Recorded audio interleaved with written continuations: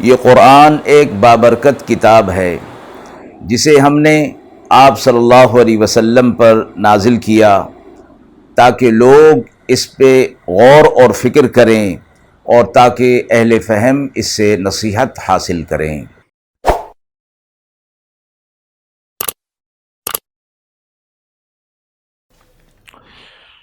بسم اللہ الرحمن الرحیم۔ السلام علیکم ورحمۃ اللہ وبرکاتہ۔ ناظرین کرام، درس قرآن مجید کے آج کے اس پروگرام میں ہم سورۃ الاعراف کی آیت نمبر 194 تا 198 کا ترجمہ اور تفسیر پیش کر رہے ہیں، اور آخر میں پوچھے گئے سوال کا جواب ہوگا۔ اعوذ باللہ من الشیطان الرجیم، بسم اللہ الرحمن الرحیم۔ ان الذین تدعون من دون اللہ عباد امثالکم فادعوهم فلیستجیبوا لکم ان کنتم صادقین۔ أَلَهُمْ أَرْجُلٌ يَمْشُونَ بِهَا أَمْ لَهُمْ أَيْدٍ يَبْطِشُونَ بِهَا أَمْ لَهُمْ أَعْيُنٌ يُبْصِرُونَ بِهَا أَمْ لَهُمْ آذَانٌ يَسْمَعُونَ بِهَا قُلِ ادْعُوا شُرَكَاءَكُمْ ثُمَّ كِيدُونِ فَلَا تُنظِرُونَ۔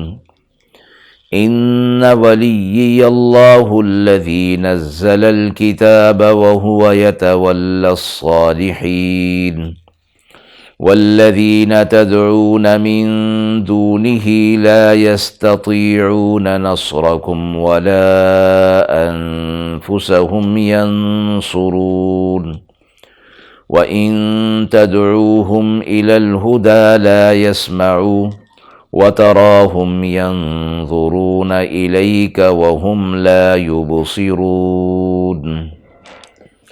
آیات مبارکہ کا ترجمہ ملاحظہ فرمائیں۔ جن کو تم اللہ کے سوا پکارتے ہو وہ بندے ہیں تمہارے ہی جیسے، بھلا پکارو تو ان کو، تو چاہیے کہ وہ قبول کریں تمہارے پکارنے کو اگر تم سچے ہو۔ کیا ان کے پاؤں ہیں جن سے یہ چلتے ہیں، یا ان کے ہاتھ ہیں جن سے پکڑتے ہیں، یا ان کی آنکھیں ہیں جن سے دیکھتے ہیں، یا ان کے کان ہیں جن سے سنتے ہیں؟ تو آپ کہہ دیجئے کہ پکارو اپنے شریکوں کو، پھر برائی کرو میرے حق میں اور مجھے ڈھیل نہ دو۔ میرا حمایتی تو اللہ ہے جس نے مجھ پر یہ کتاب نازل کی، وہی حمایت کرتا ہے نیک بندوں کی۔ اور جن کو تم پکارتے رہتے ہو اس کے سوا، وہ نہیں کر سکتے تمہاری کچھ بھی مدد اور نہ اپنی جان بچا سکتے ہیں۔ اور اگر تم ان کو پکارو راستے کی طرف تو کچھ نہ سنیں گے، اور تم دیکھو گے ان کو کہ وہ تمہیں دیکھ رہے ہیں حالانکہ وہ کچھ نہیں دیکھتے۔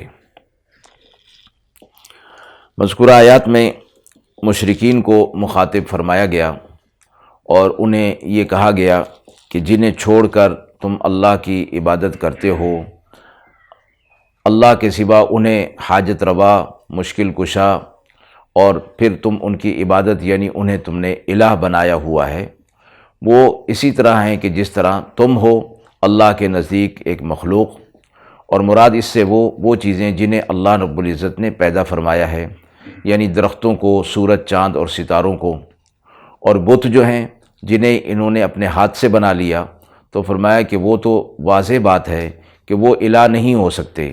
جنہیں تم خود اپنی طرف سے بنا لو، اپنی طرف سے گھڑ لو، وہ حاجت روا، مشکل کشا کیسے ہو سکتے ہیں؟ اور پھر فرمایا کہ انہیں تم پکارو جنہیں تم سمجھتے ہو کہ یہ حاجت روا، مشکل کشا ہیں، تم انہیں پکارو، ذرا دیکھو یہ تمہاری پکار کو پورا کرتے ہیں، تمہاری حاجت روائی، مشکل کشائی کرتے ہیں۔ اگر تم سچے ہو اپنے اس دعوے کے اندر تو یہ کر کے دیکھو۔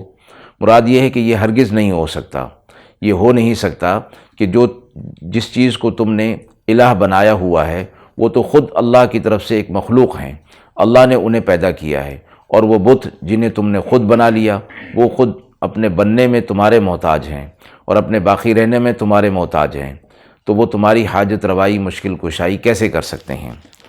اگلی آیت میں فرمایا کیا ان کے پاؤں ہیں جس سے یہ چلتے ہیں؟ یعنی ایسا بھی نہیں کہ وہ چلیں۔ یہ ان کے ہاتھ ہیں جن سے پکڑتے ہیں؟ یہ بھی ان کے پاس موجود نہیں۔ یہ ان کی آنکھیں ہیں جن سے وہ دیکھتے ہیں؟ آنکھوں کی یعنی دیکھنے کی قوت بھی نہیں۔ یہ ان کے کان ہیں جس سے وہ سنتے ہیں؟ سننے کی قوت بھی ان کے پاس نہیں۔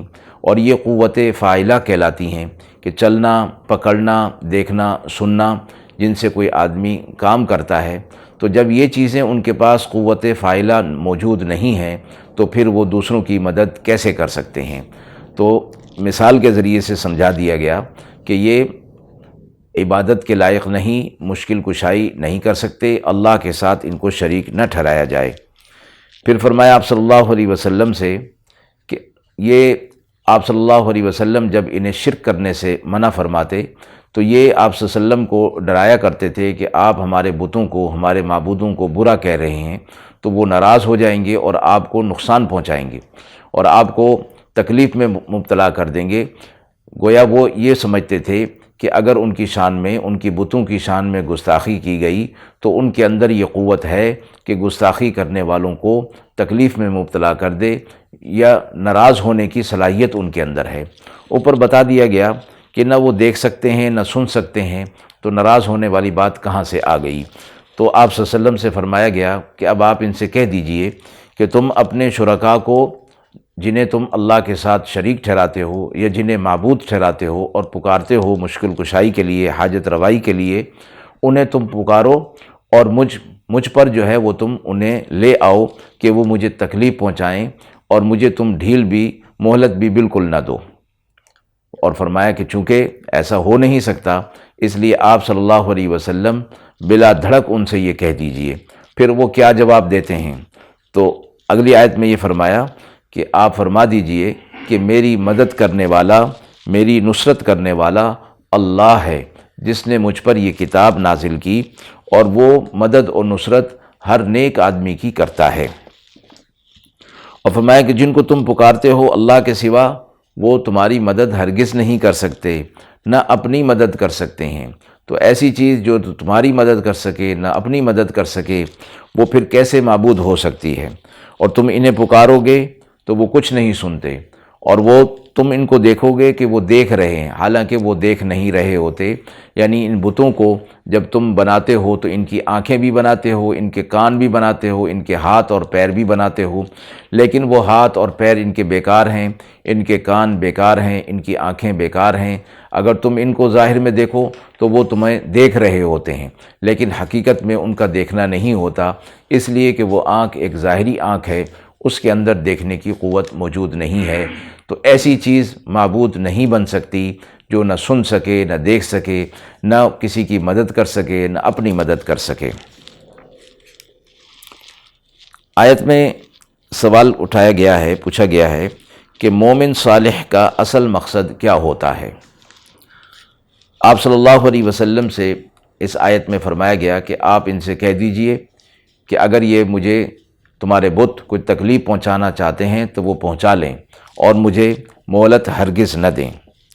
دنیا کے اندر حضرات انبیاء علیہ السلام کو مدد اللہ رب العزت کی طرف سے نصرت پہنچتی رہتی ہے، اور اسی طرح عام صالح اور نیک مسلمانوں کا متولی اور کفیل بھی اللہ تعالیٰ ہوتا ہے، ان کی مدد کرتا ہے، ان کو کسی دشمن کی مخالفت اور کسی کی دشمنی نقصان نہیں پہنچا سکتی۔ اکثر اوقات تو وہ دنیا ہی میں نیک لوگ ان پر غالب آ جاتے ہیں اور حق ان پر غالب آ جاتا ہے اور کر دیا جاتا ہے، لیکن اگر کسی موقع پر حکمت کے تقاضے کے تحت وہ غالب نہ بھی آئیں، یعنی اہل حق غالب نہ بھی آئیں، تو اس کا مطلب یہ نہیں کہ اللہ رب العزت کی مدد اور ان کی نصرت ان کے ساتھ نہیں ہے۔ اس میں کوئی مقصد میں کوئی خلل واقع نہیں ہوتا، وہ ظاہر میں ناکام ہو کر بھی کامیاب ہوتے ہیں، وہ مغلوب ہو کر بھی غالب ہوتے ہیں۔ تو اس لیے مومن صالح کا اصل مقصد دنیا کے اندر اللہ تعالیٰ کو راضی کرنا ہوتا ہے، اس کے اوپر جس طرح کے بھی حالات آتے ہیں وہ ان سے بددل نہیں ہوتا، وہ یہی سمجھتا ہے کہ اللہ رب العزت کی مدد و نصرت بہرحال اس کی طرف آنے والی ہے، اگرچہ اس میں کچھ دیر ہو سکتی ہے۔ تو وہ اللہ کی رضا کے حصول میں اپنے اصل مقصد کو سامنے رکھ کر اسی کو حاصل کرنے میں ساری زندگی وہ لگا رہتا ہے، اور اس معاملے میں کسی بھی دنیا کی کسی بھی چیز کی وہ پرواہ نہیں کرتا، اور بالآخر اللہ رب العزت اسے کامیاب فرما دیتے ہیں۔ وآخر دعوانا ان الحمد للہ رب العالمین۔